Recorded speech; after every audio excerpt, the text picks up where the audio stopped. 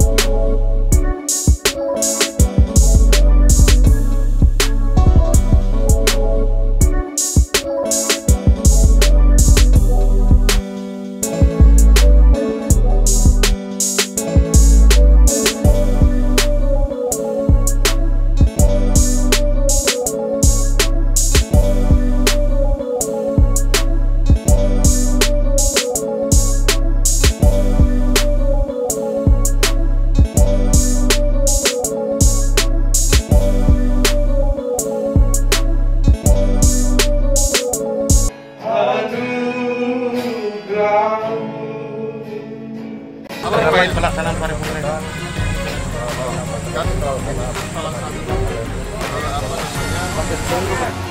Ini berita dari Sumut. Jangan lupa like dan subscribe.